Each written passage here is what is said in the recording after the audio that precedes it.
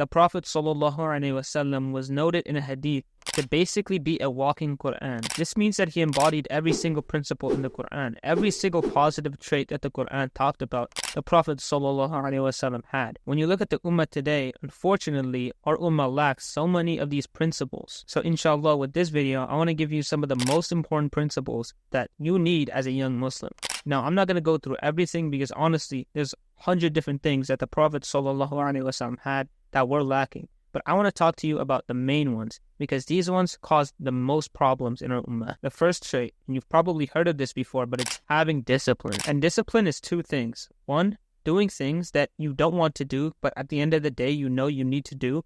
And two, staying away from things that you feel like doing but are haram and harmful to you. In fact, the Sahaba mentioned that when it comes to jihad, the greater jihad, meaning the best type of jihad, is striving against your own soul, meaning striving against your desires, which is discipline itself. And what I want you to think about is discipline as a muscle. So it's something that you can build up. It's not something that you just set at birth and you can't change ever. It's a muscle that you need to build. And you don't build it up by doing crazy things. You actually build it up by doing small actions. Small actions like making your bed every single day, cleaning your room, organizing yourself. These things are what actually build your discipline. Because big things, while those are good, they're not going to be consistent. You need consistent things if you want to actually have good discipline. So how do you actually build discipline practically? Well, the first part of discipline is going to be staying away from haram things. Things that you want to do, but you know are bad for you. The easy way to do this, and honestly, I don't see a lot of people talking about this, but you want to make the sin greater in magnitude. Now, what I mean by this is if you look at the difference between a person who's constantly in sin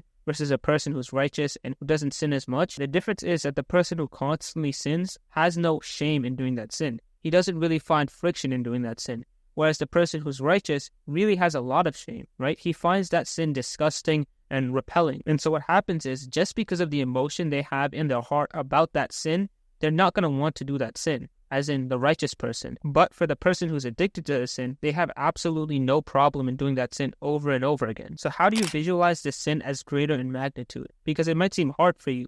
Now, the way you do this is by gaining knowledge about that sin and about the consequences of that sin. So, for example, a person who understands the consequences of not praying salah, which basically means that you're not even a Muslim, right? Because the Prophet ﷺ said the difference between the disbelievers and the believers is salah. So when you understand that this sin is massive, it's not small, it's something that you absolutely have to avoid. When you understand that and you have it in your heart that it's a very bad thing to miss your prayers, it's going to be a lot easier because you're going to find that sin way more abhorrent. And this works for every single sin. You want to gain knowledge about that sin because that's going to teach you about the consequences and it's going to make you want to do it less. And the thing is, this also works the inverse. It works for good deeds. For example, someone who knows about the benefits of praying the Fajr Salah, maybe the Sunnah of the Fajr, where the Prophet ﷺ said that the two Sunnah before Fajr are worth more than anything in this world, that person is going to be 1,000 times more likely to pray those two Sunnah prayers before Fajr just because he knows that hadith. Now, in terms of doing things that you don't want to do, and this is a major part of discipline,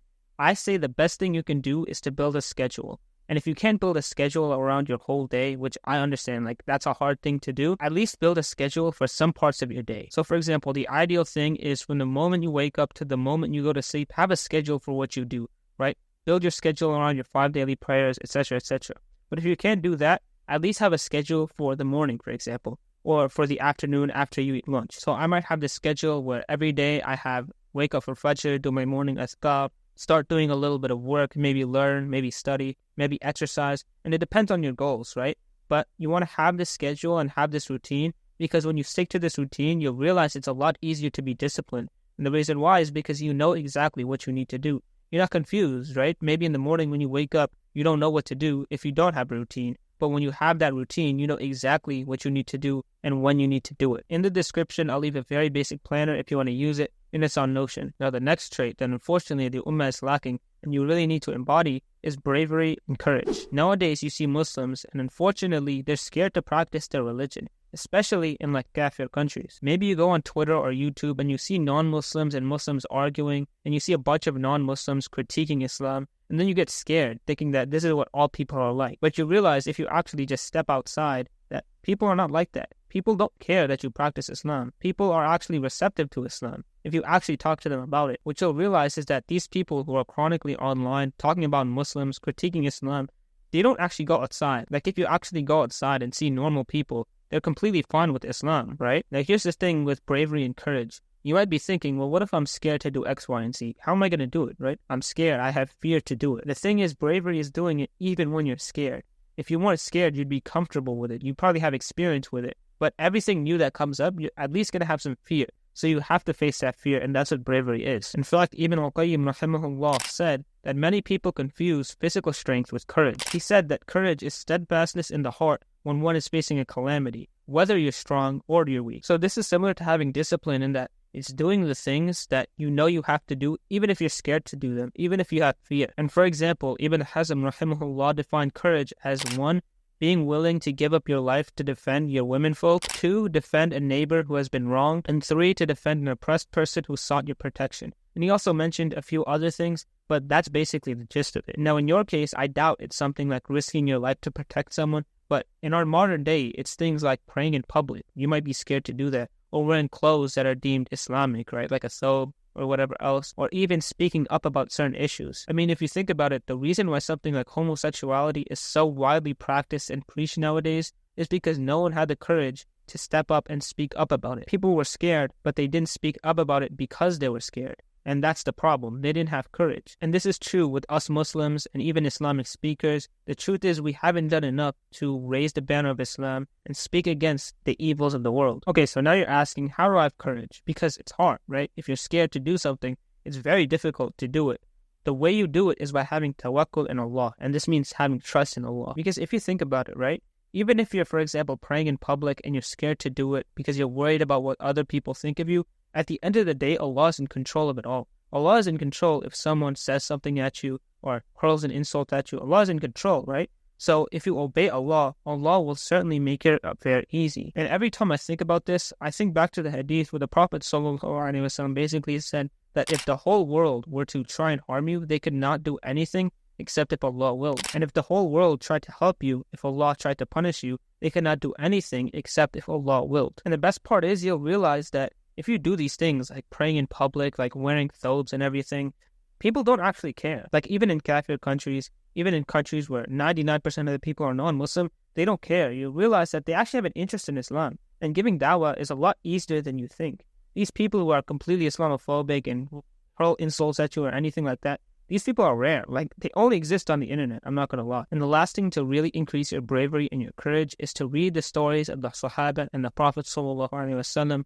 because these people were some of the bravest and most courageous people ever. And if you read these stories, you'll actually embody these principles because you'll learn about what bravery really means. Now, the last trait is something that I see not a lot of people talk about, but it's super important. In fact, I would say it's one of the cornerstones of masculinity. And if you look at certain hadiths and the way the Sahaba lived, you'll realize they lived a very different life than we live now. Like when it comes to independence, they wouldn't even ask people for anything.